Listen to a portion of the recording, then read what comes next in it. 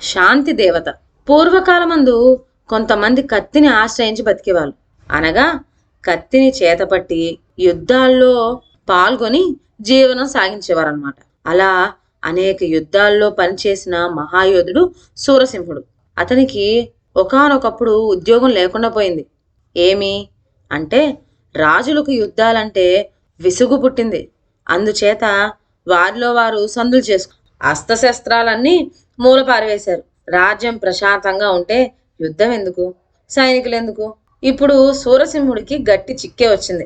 అతనికి చేతనైన పని ఒక్కటే, కత్తి చేత పట్టడం.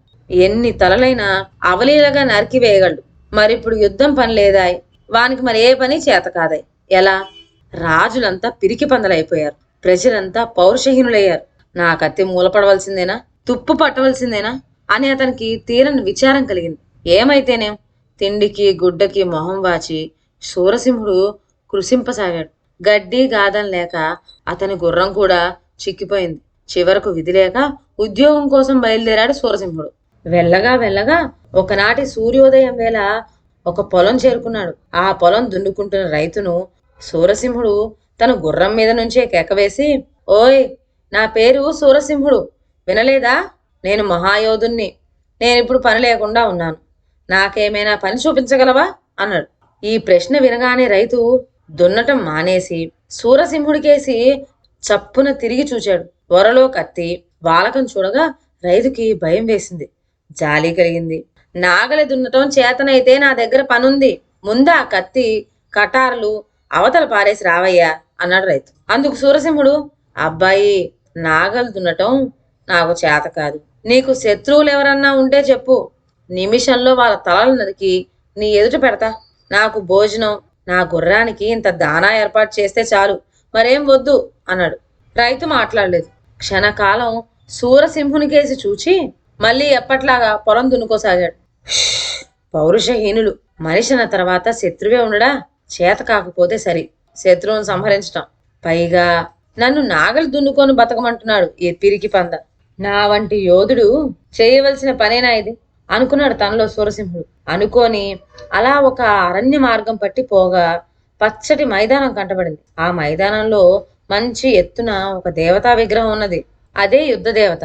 ఉత్సాహంతో గుర్రాన్ని దౌడు తీస్తూ పోయి సూరసింహుడు ఆ విగ్రహం ముందు నిలబడ్డాడు. ఆ దేవి విగ్రహం 20 అడుగుల ఎత్తున ఉంది. నిప్పులు చెరిగే కన్నులు, చేతుల్లో విచ్చుకత్తులు భయం కొలుపుతూ ఉన్నాయి. కానీ దేవి చేతిలో కత్తి చూడగానే సూరసింహుడు సంతోషంతో ఉప్పొంగిపోయాడు. ఆహా, ఏమి విగ్రహం! అంతా అచ్చం బంగారమే అని ఒక్క కేక వేశాడు ఉత్సాహం పట్టలేక. కాదోయ్, విగ్రహం అంతా వెండి.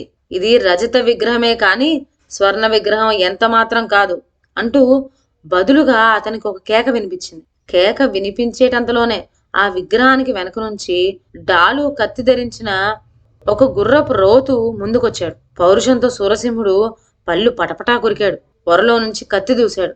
అరే, నా మాటనే ధిక్కరిస్తున్నావా? నా పేరేమిటో తెలుసా?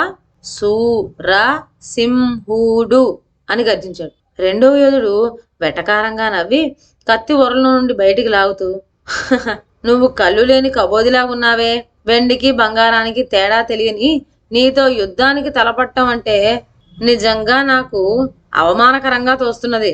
నేనెవరో తెలిసే మసులుకుంటున్నావా? నేను ధీరసింహుణ్ణి. రా, నా కత్తి బలం చవి చూపిస్తా అన్నాడు గుర్రాన్ని ముందుకు ఉరకలు వేయిస్తూ. మరుక్షణంలోనే యోధులిద్దరూ తలపడ్డారు. కత్తుల ఒరపిడితో, గుర్రాలు సకిలింపులతో, వారి పురుషవాక్కులతో ఆ ప్రదేశం తెరిపి లేకుండా మారు మోగిపోతున్నది. అంతలో హఠాత్తుగా, ఆగండి, కత్తులు ఒరలో పెట్టండి అంటూ ఒక కేక వినిపించింది. యోధులిద్దరూ ఆ కేక వచ్చిన దిక్కుకి ఆశ్చర్యంగా చూచారు. చూచేసరికి మల్లెపూల వంటి తెల్లటి దుస్తులు ధరించినది, శాంతం ఉట్టిపడుతున్న మోము కలది ఒక అందమైన యువతి నవ్వుతూ వారి వద్దకు వచ్చి, మీ ఇద్దరు మహాయోధులే, అసహాయ శూరులే అన్నది.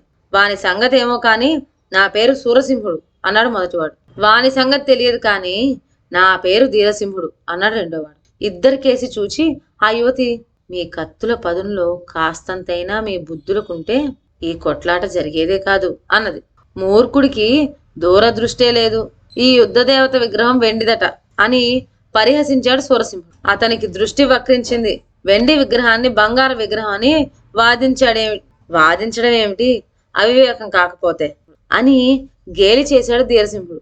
అప్పుడు యువతి పక్కపక్క నవ్వి యోధులిద్దరినూ వెంటబెట్టుకొని విగ్రహం చుట్టూ తిప్పింది. వెండిదని మొండిగా వాదించిన ధీరసింహుడికి విగ్రహానికి ఒకవైపు బంగారు పూత కనిపించింది.